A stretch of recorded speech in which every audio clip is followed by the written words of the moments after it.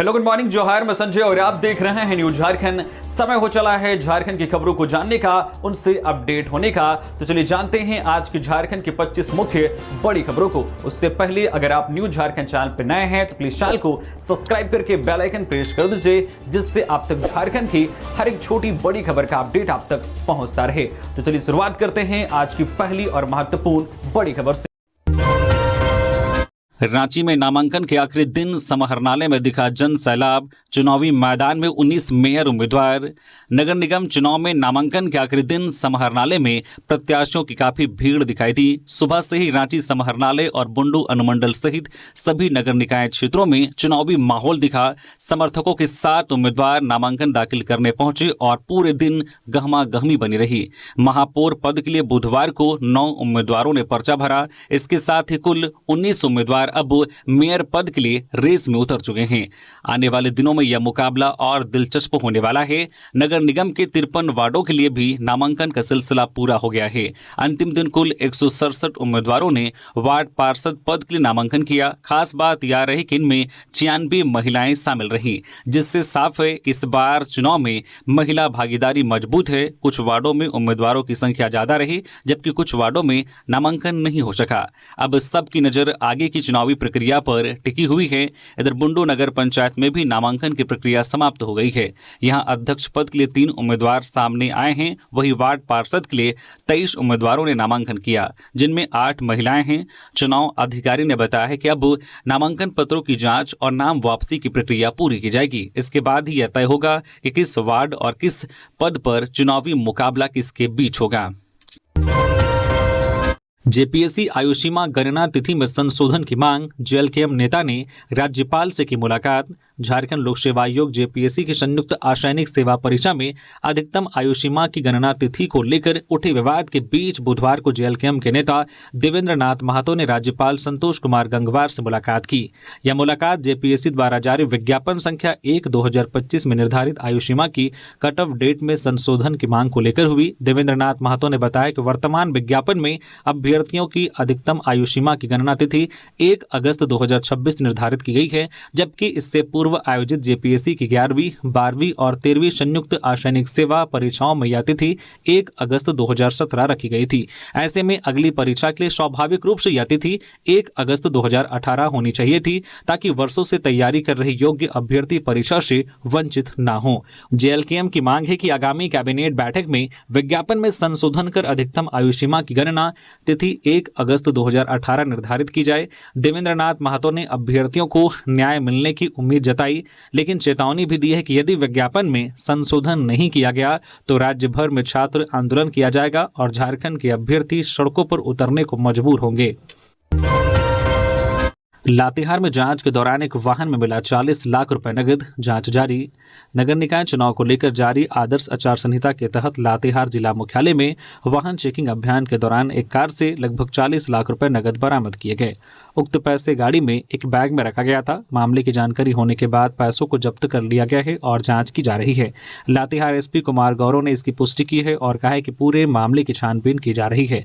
दरअसल नगर निकाय चुनाव को लेकर शहरी इलाकों में आदर्श आचार संहिता लागू कर दिया गया है। आदर्श आचार संहिता को पूरी तरह से पालन करवाने को लेकर जिला प्रशासन के द्वारा शहरी इलाकों में कई स्थानों पर बैरिकेडिंग कर वाहनों की जांच की जा रही है। बुधवार की शाम में गाड़ियों की जांच की जा रही थी। इसी दौरान एक कार वहां पहुंची। जब गाड़ी की तलाशी ली गई तो उसमें एक बैग बरामद हुआ, जिसमें लगभग 40 लाख रुपए नगद रखे हुए थे। बैग में 500, 200, 100 और 50 के नोटों की गड्डी थी। पैसे मिलने के बाद इसकी सूचना जिले के वरिष्ठ अधिकारियों को दी गई। वरिष्ठ अधिकारियों के निर्देश पर पैसे को पुलिस ने जब्त कर लिया है। इस संबंध में लातेहार एसपी कुमार गौरव ने बताया है कि आदर्श आचार संहिता को लेकर शहरी इलाके में वाहन चेकिंग अभियान चलाई जा रही है। इसी क्रम में जांच के दौरान एक वाहन से पैसे मिले हैं। उन्होंने कहा है कि मामले की जांच की जा रही है और आखिर पैसे कहां से आए थे और उसे कहां ले जाया जा रहा था। जांच के बाद आगे की कार्रवाई की जाएगी। धनबाद में जेएमएम का 54वां स्थापना दिवस, सीएम हेमंत सोरेन हुए शामिल। मंच से उठी दिशोम गुरु को भारत रत्न देने की मांग।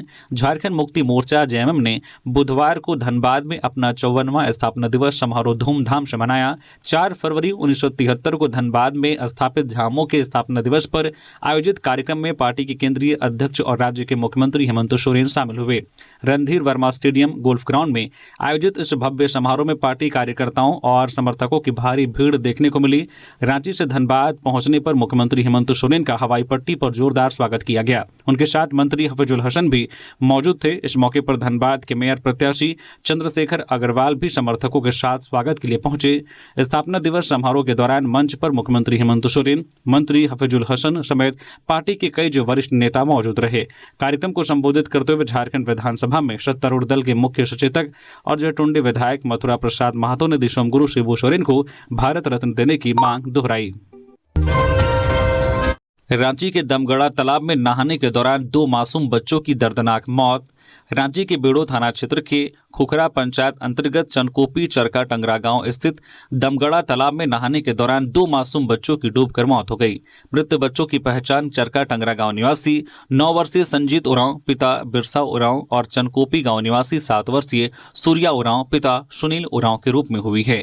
यह दर्दनाक घटना बुधवार दोपहर करीब 12:30 बजे की बताई जा रही है। जानकारी के अनुसार 2 बच्चे अन्य बच्चों के साथ दमगड़ा तालाब में नहाने गए थे। नहाने के दौरान सूर्या और संजीत गहरे पानी में चले गए और डूबने लगे। इस दृश्य को देखकर अन्य बच्चे भयभीत हो गए और तालाब से बाहर निकलकर गांव की ओर भागे।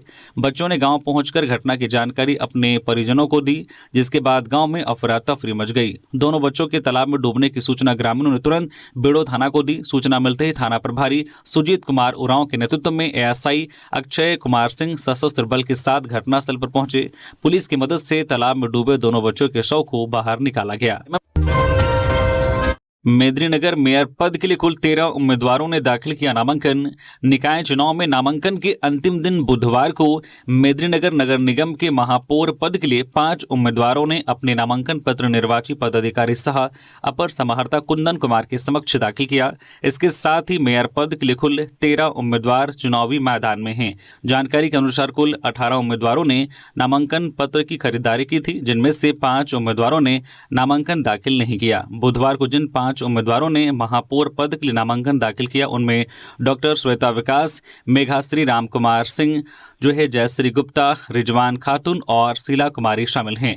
नामांकन से पूर्व सभी मेयर प्रत्याशियों ने शहर के अलग अलग स्थानों पर जनसभा की। इस दौरान नगर निगम की कार्यप्रणाली और व्यवस्थाओं पर सवाल उठाए गए तथा पूर्व मेयर अरुणा शंकर पर जमकर निशाना साधा गया। प्रत्याशियों ने अपनी प्राथमिकताएं गिनाते हुए जनता से उन्हें अवसर देने की अपील की। धनबाद में जेएमएम का स्थापना दिवस, सीएम हेमंत सोरेन बोले केंद्र का सौतेला व्यवहार बर्दाश्त नहीं, अधिकार की लड़ाई तय। कोयला नगरी धनबाद में झारखंड मुक्ति मोर्चा का स्थापना दिवस पूरे जोश और राजनीतिक संदेशों के साथ बुधवार यानी कि 4 फरवरी को मनाया गया। इस मौके पर मुख्यमंत्री हेमंत सोरेन ने केंद्र सरकार पर सौतेला व्यवहार का आरोप लगाते हुए कहा है कि जैसे झारखंड लड़कर लिया गया, वैसे ही राज्य के हक अधिकार के लिए भी हर मोर्चे पर संघर्ष किया जाएगा। सीएम ने कहा कि धनबाद कोयले के कारण दुनिया में अलग पहचान रखता है, लेकिन यहाँ की सार्वजनिक कंपनियों में आउटसोर्सिंग के जरिए निजी कंपनियों को घुसाकर बाहर से मजदूर लाए जा रहे हैं। स्थानीय लोगों को रोजगार नहीं दिया जा रहा है क्योंकि कंपनियों को डर है कि लोकल लोगों को रखने से आंदोलन होगा। उन्होंने 2 टूक कहा है कि 75% स्थानीय लोगों को रोजगार देना ही होगा, नहीं तो अपना हक अधिकार लेकर रहेंगे। मुख्यमंत्री ने कहा है कि कड़ी मेहनत और बलिदान के बाद झारखंड राज्य मिला है, इसलिए झारखंड विरोधी ताकतों को दोबारा खड़ा होने का मौका नहीं देना है। गांव और शहर के बीच किसी तरह का भेदभाव नहीं होना चाहिए क्योंकि गांव भी हमारा है और शहर भी हमारा है। उन्होंने कहा कि उनकी सरकार ने राज्य को पटरी पर लाने का प्रयास किया है, लेकिन केंद्र में बैठी सरकार झारखंड के साथ जो सौतेला व्यवहार कर रही है। इसके बावजूद झारखंड चुप नहीं बैठेगा। अधिकार के लिए राजनीतिक लड़ाई भी होगी और जरूरत पड़ी तो कानूनी लड़ाई भी लड़ी जाएगी। झारखंड लोक भवन उद्यान में उमड़ा जन सैलाब, तीसरे दिन 12,711 आम लोगों ने किया भ्रमण। राज्यपाल के निर्देश पर लोक भवन उद्यान को आम नागरिकों के भ्रमण के लिए 2 फरवरी से 8 फरवरी 2026 तक खोला गया है। उद्यान के खुलने के बाद से ही आमजन में इसे देखने को लेकर खासा उत्साह देखा जा रहा है। इसी क्रम में बुधवार को तीसरे दिन कुल 12,711 नागरिकों ने लोक भवन उद्यान का भ्रमण एवं परिदर्शन किया। सुबह से ही लोक भवन परिसर में लोगों की लंबी कतारें देखने को मिली। परिवार, बच्चे, बुजुर्ग एवं युवा बड़ी संख्या में उद्यान की हरियाली, सुव्यवस्थित पथों, फूलों की आकर्षक क्यारियों और शांत वातावरण का आनंद लेते नजर आए। कई आगंतुकों ने उद्यान को प्राकृतिक सौंदर्य और स्वच्छता का बेहतरीन उदाहरण बताया। लोक भवन उद्यान का भ्रमण समय सुबह 10 बजे से दोपहर 3 बजे तक निर्धारित है। भ्रमण के लिए इच्छुक नागरिक लोक भवन की गेट संख्या 2 से प्रवेश कर सकते हैं, जहां सुरक्षा जांच की समुचित व्यवस्था की गई है। सुरक्षा कारणों से आगंतुकों को 1 बजे तक प्रवेश करने की अनुमति दी जा रही है, ताकि सभी लोग निर्धारित समय के भीतर आराम से उद्यान का भ्रमण कर सके। जामताड़ा और मिहिजाम नगर पंचायत अध्यक्ष के लिए बीजेपी समर्थित प्रत्याशियों ने भरा पर्चा, चुनावी माहौल गर्म। नगर निकाय चुनाव के नामांकन के अंतिम दिन जामताड़ा में राजनीतिक सरगर्मी चरम पर रही। जामताड़ा नगर पंचायत और मिहिजाम नगर परिषद से भाजपा समर्थित अध्यक्ष पद के प्रत्याशियों ने नामांकन दाखिल किया। इस दौरान दोनों जगहों पर समर्थकों की भारी भीड़ और उत्साह देखने को मिला। जामताड़ा नगर पंचायत की निवर्तमान अध्यक्ष रीना कुमारी ने अध्यक्ष पद के लिए अपना नामांकन पर्चा दाखिल किया। नामांकन के बाद शहर में विशाल रैली निकाली गई। रैली चंचला मंदिर से शुरू होकर मुख्य बाजार, टावर चौक, सुभाष चौक, इंदिरा चौक सहित विभिन्न मार्गों से गुजरते हुए शहर का भ्रमण किया। रैली में पूर्व कृषि मंत्री रणधीर कुमार सिंह, पूर्व नगर अध्यक्ष वीरेंद्र मंडल सहित सैकड़ों की संख्या में कार्यकर्ता और शहरवासी शामिल हुए। इस दौरान कार्यकर्ताओं में खासा उत्साह देखा गया। रीना कुमारी ने कहा है कि जामताड़ा नगर पंचायत में लगातार विकास कार्य हो रहे हैं और जनता का भरपूर समर्थन मिल रहा है। वहीं मिहिजाम नगर परिषद अध्यक्ष पद के लिए निवर्तमान अध्यक्ष कमल गुप्ता की पत्नी जयश्री देवी ने नामांकन दाखिल किया। नामांकन के दौरान बड़ी संख्या में भाजपा कार्यकर्ता और समर्थक मौजूद रहे। समर्थकों ने नारेबाजी कर उत्साह का परिचय दिया और जयश्री देवी ने कहा है कि उनका मुख्य उद्देश्य मिहिजाम का समग्र विकास करना है। जो कार्य अधूरे रह गए हैं उन्हें प्राथमिकता के आधार पर पूरा किया जाएगा। हजारीबाग नगर निकाय चुनाव में महिलाओं की मजबूत दस्तक, 36 में से 17 वार्ड आरक्षित, चुनावी मैदान में 50 से ज्यादा उम्मीदवार। हजारीबाग नगर निकाय चुनाव 2026 में इस बार महिलाओं की भागीदारी खास चर्चा का विषय बनी हुई है। राज्य सरकार की ओर से नगर निकाय चुनाव में महिलाओं के लिए वार्ड आरक्षित किए जाने का असर अब जमीनी स्तर पर साफ नजर आने लगा है।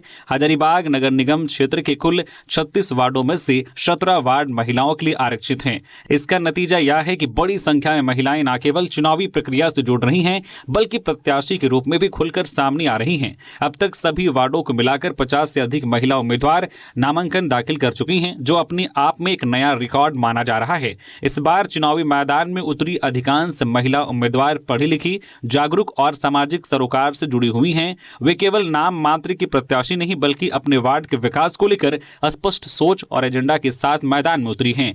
महिलाओं का कहना है कि अब समय बदल चुका है और राजनीति केवल पुरुषों का क्षेत्र नहीं रह गया है। वे नेतृत्व की भूमिका निभाने के लिए पूरी तरह तैयार हैं। कई महिलाएं पहली बार चुनाव लड़ रही हैं, लेकिन उनके आत्मविश्वास और तैयारी ने चुनावी माहौल को नया रंग दे दिया है।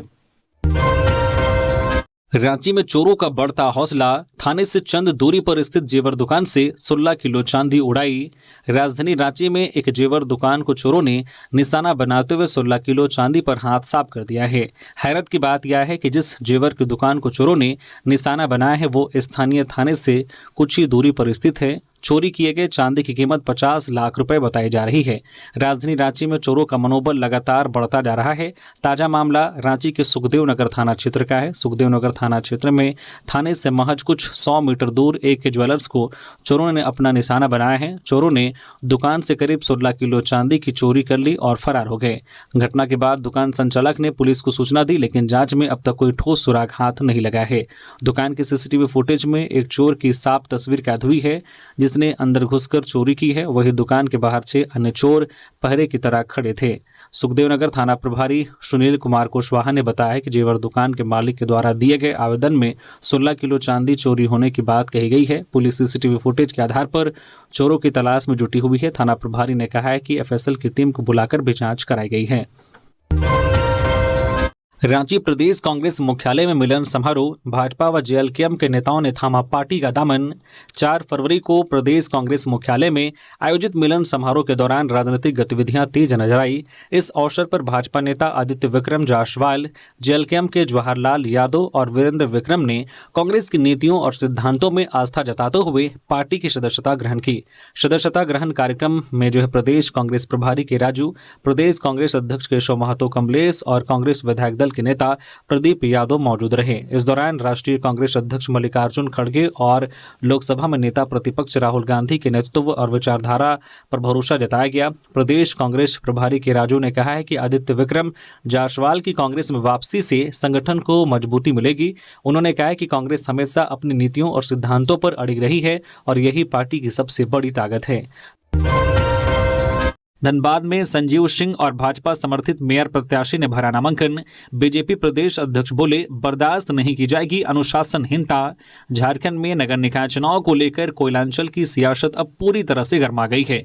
बीजेपी समर्थित प्रत्याशी संजीव अग्रवाल और पूर्व विधायक संजीव सिंह दोनों ने मेयर पद के लिए नामांकन पत्र दाखिल कर दिया है। दोनों दिग्गज नेताओं के मैदान में उतरते ही चुनावी सरगर्मी तेज हो गई है। पूर्व विधायक संजीव सिंह ने सबसे पहले बुधवार को समाहरणालय पहुंचकर अपने समर्थकों के साथ नॉमिनेशन किया।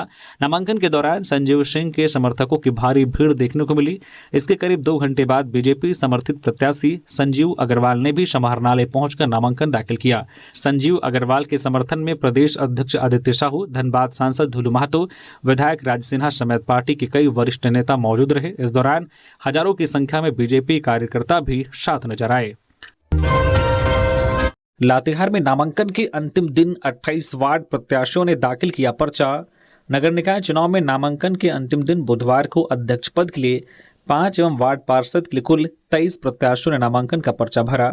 अध्यक्ष पद के लिए भाजपा समर्थित महेश सिंह, भक्तू नगेशिया, कुमारी नीना तिर्की, सेलेस्टीन कुजूर व आशा देवी ने अपना नामांकन पर्चा निर्वाची पदाधिकारी शाह जो अपर समाहर्ता के समक्ष दाखिल किया।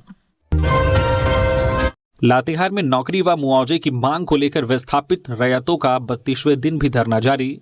लातेहार जिले के बालूमाथ प्रखंड क्षेत्र के पिंडार कोम ग्राम में मुआवजा व नौकरी की मांग को लेकर विस्थापित रैयतों का धरना बुधवार को 32वें दिन भी जारी रहा। रैयतों ने बताया कि उनकी लगभग 35 एकड़ रैयती भूमि पर सीसेल अपनी सहूलियत के लिए उनकी 35 एकड़ भूमि पर सड़क निर्माण व ट्रक पार्किंग का निर्माण करा रहा है।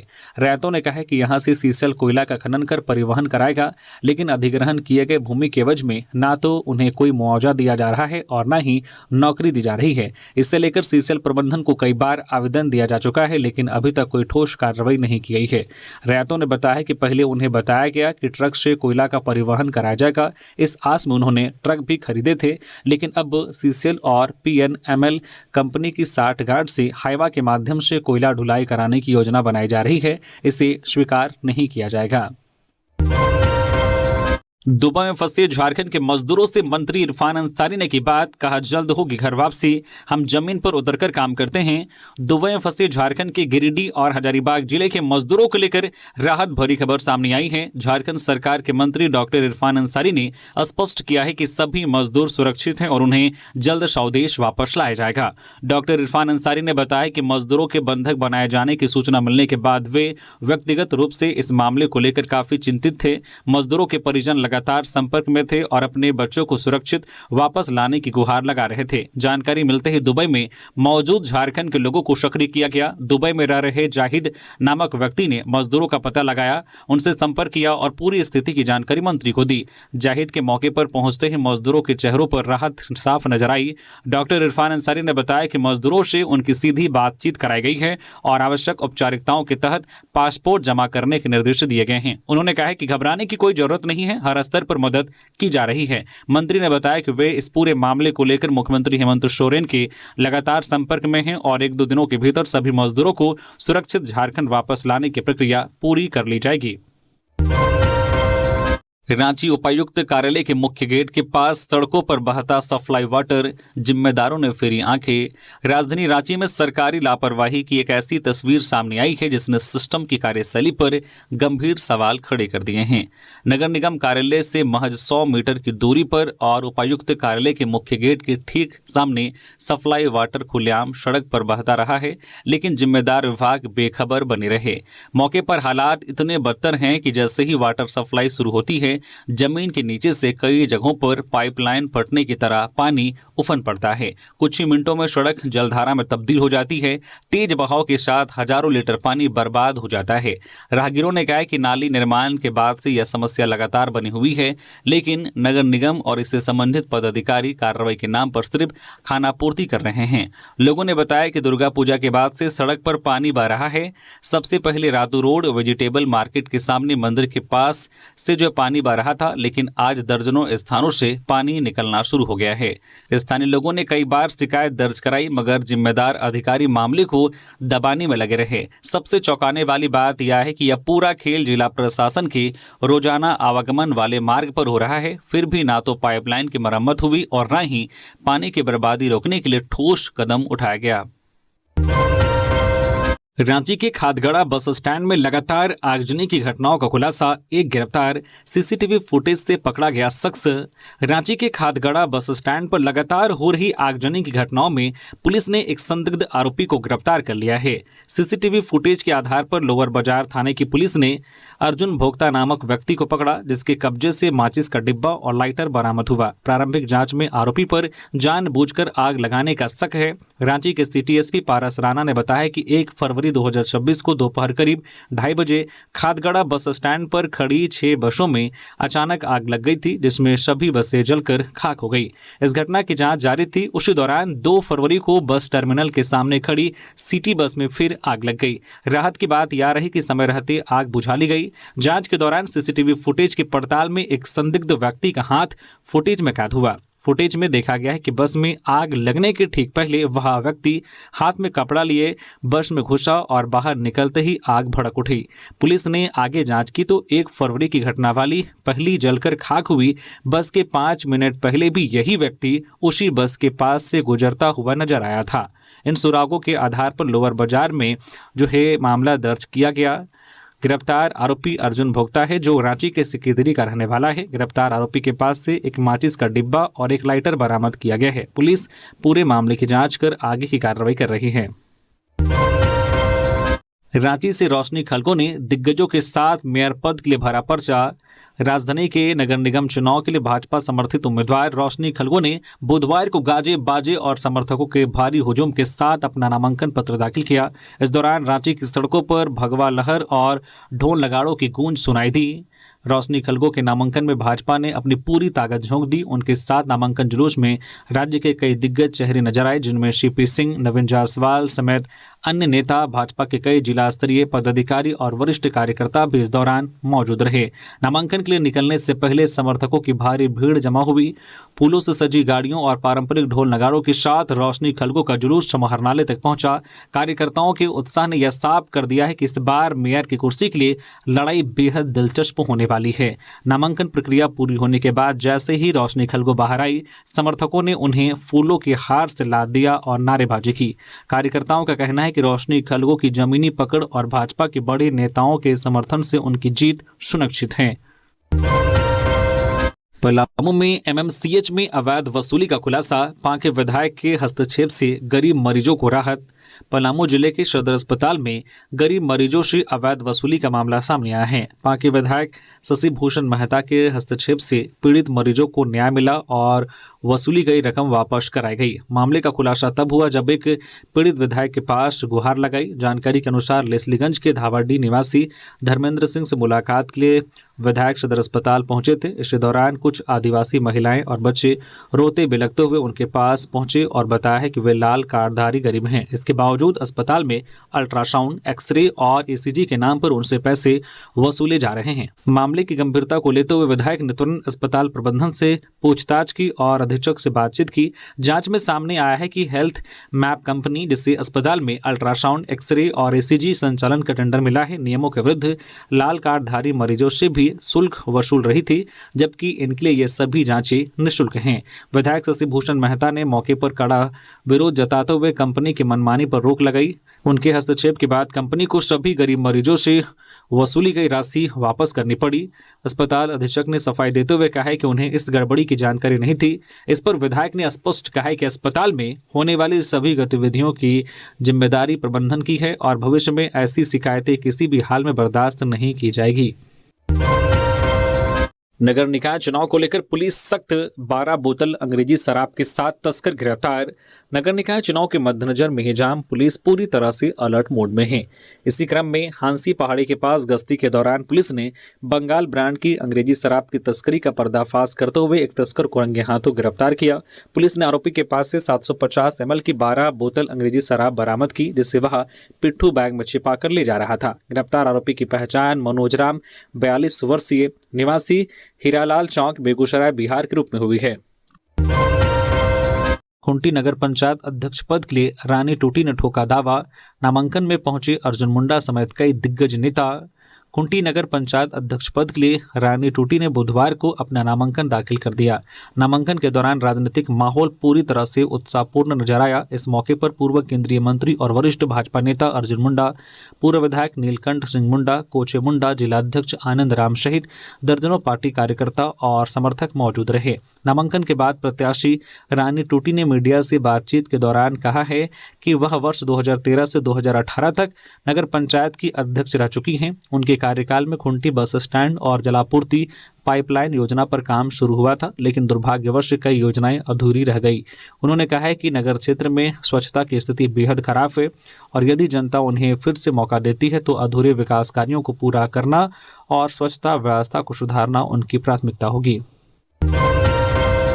मासूमों को HIV संक्रमित खून चढ़ाने के मामले में झारखंड हाईकोर्ट सख्त, दोषियों पर FIR दर्ज करने का आदेश। चाईबासा के सदर अस्पताल में थैलेसीमिया से पीड़ित नाबालिग बच्चों को संक्रमित खून चढ़ाने के मामले में झारखंड हाईकोर्ट ने कड़ा रुख अपनाया है। हाईकोर्ट ने इस मामले में बुधवार को सुनवाई करते हुए तत्काल प्राथमिकी FIR दर्ज करने के निर्देश दिए हैं। केस की सुनवाई न्यायमूर्ति गौतम कुमार चौधरी की पीठ ने की। झारखंड हाईकोर्ट ने यह भी आदेश दिया है कि दर्ज की गई FIR की एक प्रति शिकायतकर्ताओं को उपलब्ध कराई जाए। इसके साथ ही पुलिस को यह निर्देश दिया गया है कि FIR की प्रति जवाबी हल्फनामा के माध्यम से अदालत में भी पेश किया जाए। यह मामला साल 2025 में सदर अस्पताल चाईबासा में इलाज के दौरान 5 नाबालिग थैलेसीमिया मरीजों को संक्रमित खून चढ़ाए जाने से जुड़ा है, जिसके बाद बच्चों में HIV संक्रमण की पुष्टि हुई। हाईकोर्ट के इस आदेश के बाद मामले में पुलिस कार्रवाई की प्रक्रिया तेज होने का रास्ता साफ हो गया है। गिरिडीह नगर निगम मेयर पद के लिए अर्जुन बैठा ने दाखिल किया नामांकन। गिरिडीह नगर निगम चुनाव की नामांकन प्रक्रिया के अंतिम दिन बुधवार को मेयर पद के प्रत्याशी अर्जुन बैठा ने अपना नामांकन पत्र दाखिल किया। सैकड़ों समर्थकों के साथ वे समाहरणालय पहुंचे, जहां उन्होंने अपर समाहर्ता विजय सिंह बिरवा के समक्ष नामांकन पत्र प्रस्तुत किया।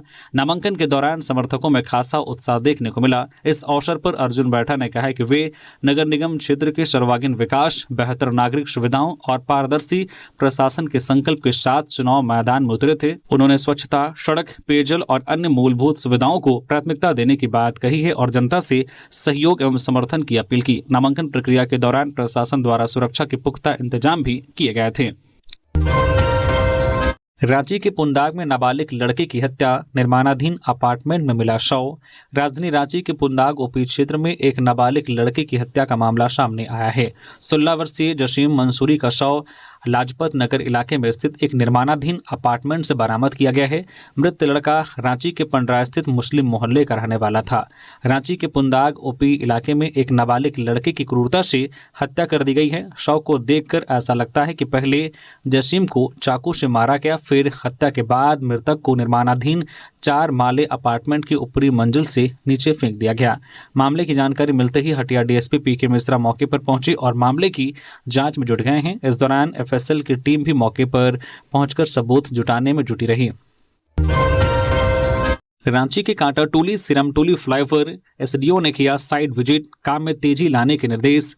रांची में बन रहे कांटाटोली सिरमटोली फ्लाईओवर को लेकर प्रशासन हरकत में है। उपायुक्त मंजुनाथ भजंत्री के निर्देश पर सदर एसडीओ कुमार रजत ने फ्लाईओवर निर्माण स्थल का निरीक्षण किया।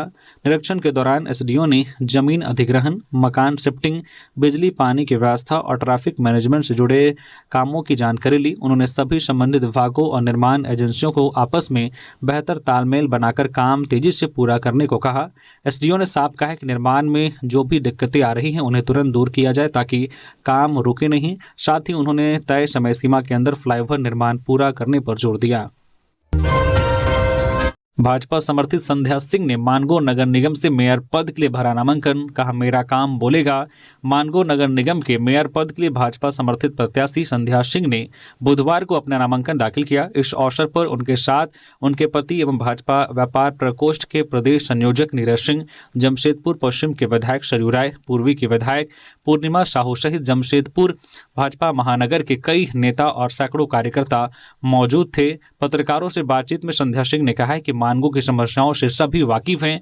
उन्होंने बताया कि मानगो में बिजली, पानी, सफाई, सड़क जैसी समस्याएं आम हैं। उन्होंने कहा कि मैं मानगो नगर निगम के चुनाव में विकास के लिए आई हूं और यहां मैं नहीं, मेरा काम बोलेगा। संध्या सिंह ने शिक्षा पर भी जोर देते हुए कहा कि पूरे मानगो की आबादी 3,33,000 है, लेकिन इतनी बड़ी आबादी के लिए केवल एक सरकारी हाई स्कूल है। कुछ प्राइवेट स्कूल जरूर हैं, लेकिन सभी बच्चे उसमें पढ़ाई करने में सक्षम नहीं हैं। उन्होंने आगे कहा कि मैं मानगो की बेटी और बहू दोनों हूं। ऐसे में मैं मानगो क्षेत्र के विकास के साथ साथ शिक्षा के क्षेत्र में भी काम करूंगी ताकि मानगो के बच्चों को बेहतर शिक्षा उनके आसपास उपलब्ध हो सके।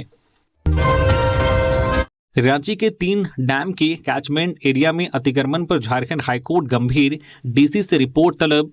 राजधानी रांची में 3 ऐसे डैम हैं जो राजधानी वासियों के पेयजल की जरूरत को पूरा करते हैं। इनके नाम हैं धुरवा डैम, कांके डैम और गेतलसूद डैम। लेकिन तीनों डैम के कैचमेंट एरिया में अतिक्रमण का मामला सामने आने पर झारखंड हाईकोर्ट ने इसे गंभीरता से लिया है। जिला प्रशासन से रिपोर्ट तलब किया गया है और मामले की विस्तृत सुनवाई 26 मार्च को होगी। झारखंड हाईकोर्ट के अधिवक्ता धीरज कुमार ने बताया कि हाईकोर्ट के चीफ जस्टिस एस रौनक की खंडपीठ में रांची के जल स्रोतों और तीनों प्रमुख डैम के क्षेत्र में अतिक्रमण मामले पर सुनवाई हुई। खंडपीठ ने रांची के उपायुक्त से जानना चाहा है कि डैमों के लिए कितनी जमीन अधिग्रहित की गई थी और उन जमीनों पर कितना अतिक्रमण हुआ है। खंडपीठ ने यह भी जानना चाहा है कि अतिक्रमण को हटाने के लिए जिला प्रशासन की ओर से क्या क्या कार्रवाई की गई है और की जा रही है। शपथ पत्र के जरिए इन सवालों का जवाब मांगा गया है। अबू आवास योजना में भुगतान ठप, कई जिलों में महीनों से पैसा नहीं मिलने पर काम बंद।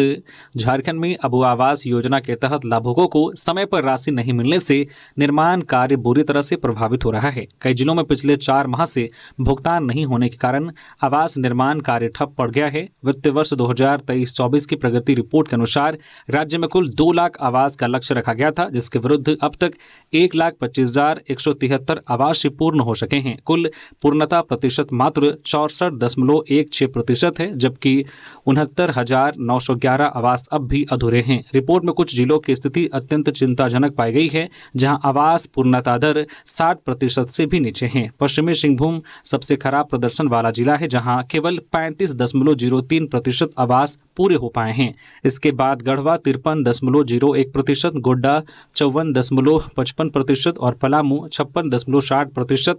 गिरिडीह और चतरा का प्रदर्शन भी बेहद कमजोर रहा है। चांसलर पोर्टल की समस्याओं को लेकर मंत्री राधाकृष्ण किशोर ने राज्यपाल से की मुलाकात। राज्य के मंत्री राधाकृष्ण किशोर ने चांसलर पोर्टल से जुड़ी दिक्कतों को लेकर बुधवार को लोक भवन में राज्यपाल सह झारखंड विश्वविद्यालयों के कुलाधिपति संतोष कुमार गंगवार से मुलाकात की। इस दौरान मंत्री ने राज्यपाल को बताया कि नीलांबर पीतांबर विश्वविद्यालय पलामू के अंतर्गत AK सिंह कॉलेज के छात्रों को चांसलर पोर्टल में कई तकनीकी और प्रशासनिक समस्याओं का सामना करना पड़ रहा है। इन समस्याओं के कारण छात्रों को पंजीयन, रजिस्ट्रेशन, शैक्षणिक कार्यों और अन्य जरूरी प्रक्रियाओं में परेशानी हो रही है। मंत्री ने राज्यपाल से आग्रह किया है कि विश्वविद्यालय प्रशासन को जरूरी निर्देश दिए जाएं ताकि चांसलर पोर्टल से जुड़ी समस्याओं का जल्द समाधान हो सके और छात्रों को बिना परेशानी काम करने की सुविधा मिले। राज्यपाल ने मामले को गंभीर बताते हुए छात्रों के हित में जरूरी कदम उठाने की बात कही। उन्होंने भरोसा दिलाया है कि उन शिक्षा से जुड़े तकनीकी सिस्टम को बेहतर बनाने और समस्याओं को समय पर दूर करने की कोशिश की जाएगी। हजारीबाग में चेन स्नैचिंग की 2 वारदातों से इलाके में दहशत। हजारीबाग जिले के जैन पेट्रोल पंप के बगल में अपना मार्ट के सामने बुधवार दोपहर करीब 1:04 पर एक महिला से सोने की चेन की छिनतई की गई। गौर करने वाली बात यह है कि मंगलवार दोपहर 12:30 बजे भी मयूरी होटल के सामने इसी तरह की वारदात हुई थी, जहां एक महिला से चेन छीनी गई थी। लगातार दूसरे दिन हुई घटनाओं से लोगों में डर का माहौल है। मामले की जानकारी मिलते ही सदर थाना प्रभारी सुभाष सिंह मौके पर पहुंचे और जांच शुरू कर दी गई। आसपास के सीसीटीवी फुटेज खंगाले जा रहे हैं। पुलिस का कहना है कि जल्द ही आरोपियों की पहचान कर कार्रवाई की जाएगी। तो ये थी आज की झारखंड की टॉप बड़ी खबरें। इसी तरह से झारखंड की हर एक छोटी बड़ी खबर देखने के लिए आप हमारे चैनल न्यूज़ झारखंड चैनल को सब्सक्राइब करके बेल आइकन प्रेस कर दीजिए, जिससे आप तक झारखंड की हर एक छोटी बड़ी खबर का अपडेट आप तक पहुंचता रहे। तो अभी के लिए बस इतना ही, हमें दीजिए इजाजत, फिर मिलते हैं किसी और खबरों के साथ। धन्यवाद।